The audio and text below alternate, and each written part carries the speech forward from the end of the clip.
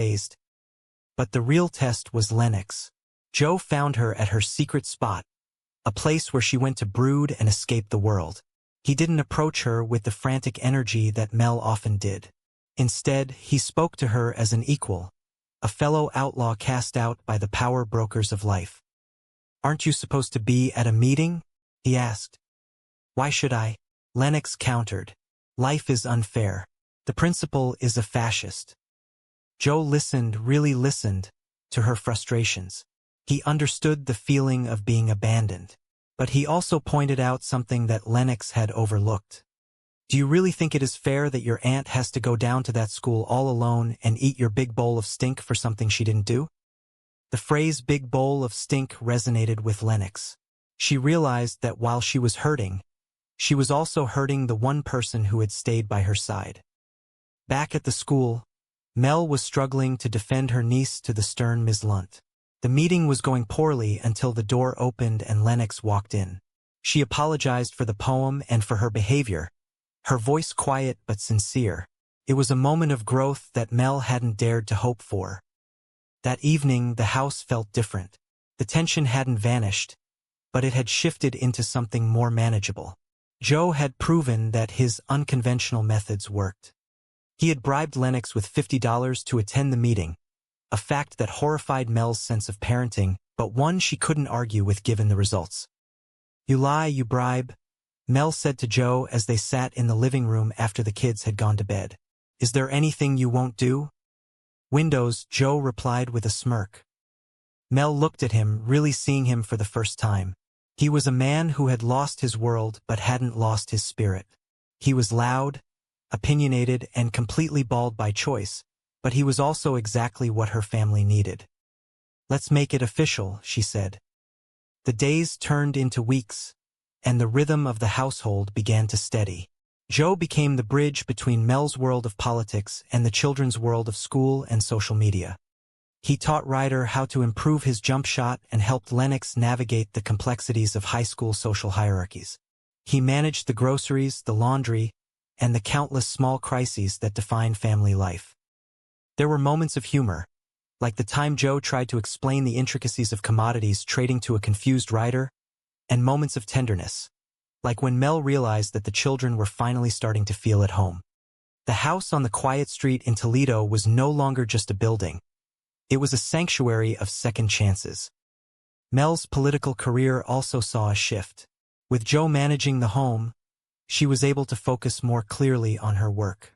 She handled the trash crisis with a new level of confidence, finding a compromise that satisfied both the school board and the local business owners. She realized that being a good leader wasn't about having all the answers. It was about having the right people around you. One night, long after the city had gone to sleep, Mel and Joe sat on the porch, watching the stars. The air was cool and smelled of late summer flowers. They talked about their pasts, the mistakes they had made, and the hopes they had for the future. "I never thought I would be a nanny," Joe admitted, his voice low. "And I never thought I would need one," Mel replied. They laughed, a soft sound that blended into the night. It was a partnership born of necessity but sustained by a growing mutual respect. They were an unlikely team, a councilwoman and a former trader, working together to raise two kids who had been dealt a difficult hand. As the months passed, the children grew. Lennox's edges softened, though she never lost her sharp wit. She began to excel in her studies, finding a passion for writing that wasn't just about rhyming her principal's name. Ryder became more confident, his jump shot improving almost as much as his grades. The story of the Burke household was one of resilience and the power of positive change. It was a reminder that even in the face of scandal and loss, there is always room for hope. It was a tale of love, not just the romantic kind, but the deep, abiding love of a family that chooses to stay together. In the end, Mel realized that her greatest achievement wasn't a piece of legislation or a successful election. It was the fact that her niece and nephew felt safe, loved, and inspired to reach for their own dreams. And she knew, without a doubt, that she couldn't have done it without the man who had walked into her life with nothing but a loud voice and a willingness to help. The city of Toledo continued to bustle, its streets filled with people chasing their own versions of the American dream. But in the house on the quiet street, the real work was being done. The work of building a life one day at a time with humor, heart, and a whole lot of help. The journey was far from over, and there would surely be more challenges ahead. But for now, as the sun set over the horizon, casting a warm glow over the city, Melissa Burke felt a sense of peace she hadn't known in years. She was a public servant, a guardian, and a friend. And as she looked at her family, she knew that they were exactly where they were meant to be. The legacy of her father, the esteemed senator, lived on in her authority, but her own legacy was being written in the laughter that echoed through the halls of her home. It was a story of redemption, of finding light in the darkest of times, and of the incredible things that can happen when you open your heart to the unexpected. And so, the chapters of their lives continued to unfold, each one filled with the promise of a new day. They were a family, forged in the fire of adversity and tempered by the warmth of love. And in the heart of Toledo, their story became a beacon of inspiration for all who believe in the power of a second chance. The days were long, filled with the mundane tasks of life, but they were also filled with moments of pure joy. Whether it was a shared meal, a quiet conversation, or a triumphant basketball game, the Burke household was a place of growth and celebration. Mel and Joe, Lennox and Ryder, they were a team, and together they were unstoppable. As the years went by, the children moved on to their own adventures, carrying with them the lessons they had learned in the house on the quiet street. They were strong, compassionate, and ready to take on the world.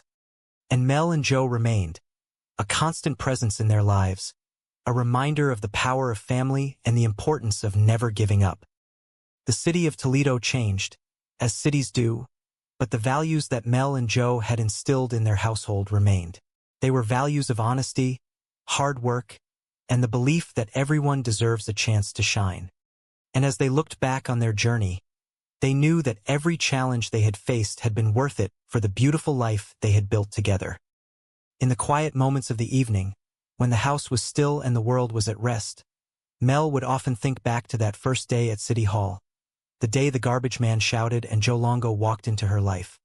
She would smile, knowing that what seemed like a disaster at the time was actually the beginning of the best chapter of her life.